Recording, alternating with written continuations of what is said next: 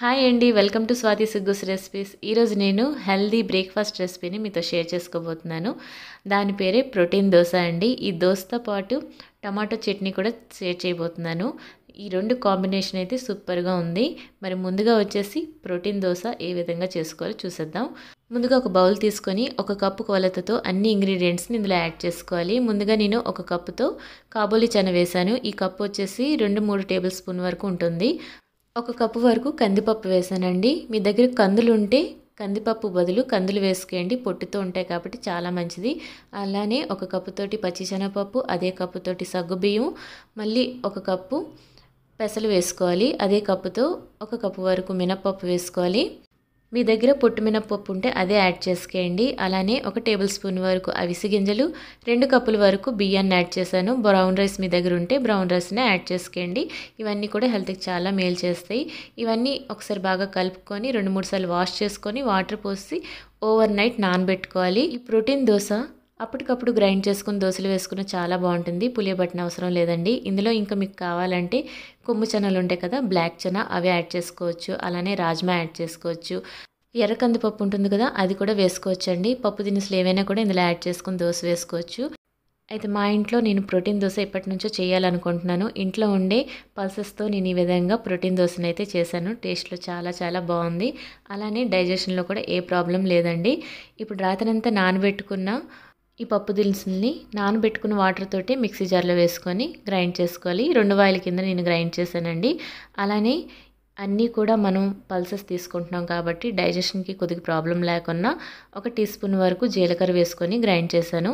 ఇందులో మనకి కొలెస్ట్రాల్ అనేది అస్సలు ఉండదు కాబట్టి హార్ట్ ప్రాబ్లమ్స్ రాకుండా ఉంటుందండి. హార్ట్కి చాలా మంచిది ఈ పల్సెస్ అనేవి. అలానే ఇందులో హై ప్రోటీన్ ఉంటుంది కాబట్టి పిల్లలు అవని పెద్దవాళ్ళు అవని ప్రెగ్నెన్సీ వాళ్ళు కూడా హ్యాపీగా తీసుకోవచ్చండి. ఈ ప్రోటీన్ ఫుడ్ తినడం వల్ల బోన్స్ స్ట్రాంగ్ అవుతాయి. ప్రెగ్నెన్సీలో ఉండే వాళ్ళు కూడా ముఖ్యంగా ఈ పల్సెస్ అనేవి ఏదో ఒక రూపంలో తీసుకుంటూ ఉండాలి. నార్మల్గా తినడానికి కష్టమైతే ఇలా దోశ వేసుకున్న చాలా బాగుంటుంది. ఈ ప్రోటీన్ దోశ వారానికి ఒకసారైనా తీసుకోండి. చాలా చాలా మంచిది. పిల్లలు కావని పెద్దవాళ్ళు కావని ఏ ఏజ్ వాళ్ళైనా హ్యాపీగా తీసుకోవచ్చు. ప్రెగ్నెన్సీ వాళ్ళు అయితే ఇలాంటి ఫుడ్ తినడం వల్ల వాళ్ళకి డెలివరీ టైంలో ఇబ్బంది లేకుండా ఉంటుంది. బోన్స్ స్ట్రాంగ్గా అవుతాయి. దోశ బ్యాటర్ని గ్రైండ్ చేసుకున్నాక రుచికి సరిపడా సాల్ట్ వేసుకొని బ్యాటర్ కన్సిస్టెన్సీ ఈ విధంగా అడ్జస్ట్ చేసుకొని ఇప్పుడు మూత పెట్టి 15 నిమిషాల పాటు పక్కన పెట్టుకోవాలి. దీనికి మ్యాచింగ్ చట్నీని మీకు చేసి చూపించబోతున్నానండి. చాలా చాలా సింపుల్, అలానే టేస్ట్ కూడా చాలా బాగుంటుంది.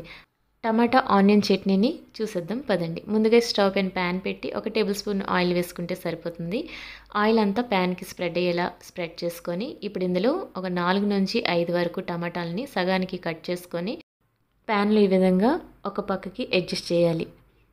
అలానే పెద్ద ముక్కలుగా కట్ చేసుకున్న 2-3 ఉల్లిపాయలను కూడా ప్యాన్లో ఒక పక్కకి వేసేసి రుచికి సరిపడా సాల్ట్ యాడ్ చేసుకొని మూత పెట్టి మీడియం ఫ్లేమ్లో 5 నిమిషాల పాటు టమాటాలని ఉల్లిపాయలని మగ్గనిస్తే చక్కగా పైనుండే తొక్క వచ్చేస్తుందండి. టమాటాకి పైనుండే తొక్క 5 నిమిషాల తర్వాత మూత తీసి చూసుకుంటే టమాటాలు చక్కగా మగ్గాయి కదా.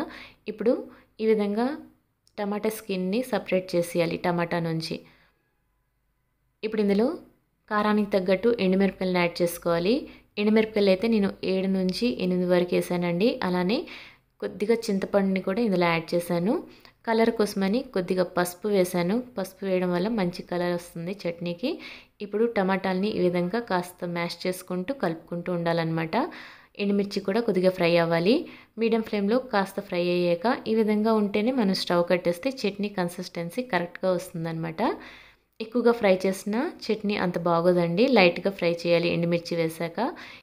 చల్లారేక మిక్సీ జార్లో వేసుకొని పొట్టు వలిచిన వెల్లుల్లి రెబ్బల్ని ఒక 5 నుంచి 6 వరకు వేసుకోవాలి. ఇప్పుడు ఈ చట్నీ మిశ్రమాన్ని మెత్తగా పలుకు లేకుండా గ్రైండ్ చేసుకోవాలి. మనం టమాటా పై నుండి స్కిన్ రిమూవ్ చేస్తాం కాబట్టి చట్నీ కూడా చాలా సిల్కీ కన్సిస్టెన్సీలో చాలా బాగుంటుంది. ఇందులో ఇప్పుడు నేను పోపు పెట్టుకున్నానండి. పోపుకి ఎండుమిర్చి, కరివేపాకు, ఆవాలతో చక్కగా పోపు పెట్టేశాను.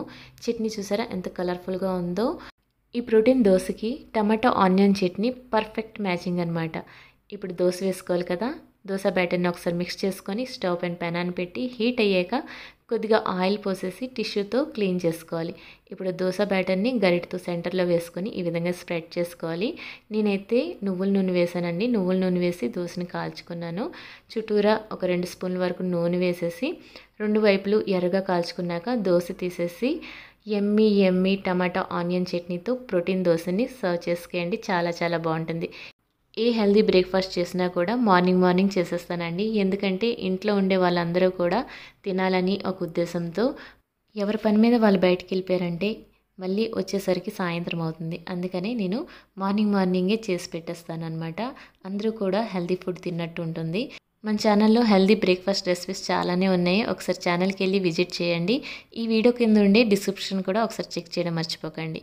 మరొక మంచి వీడియోతో మళ్ళీ కలుద్దాం. Thank you for watching. Bye.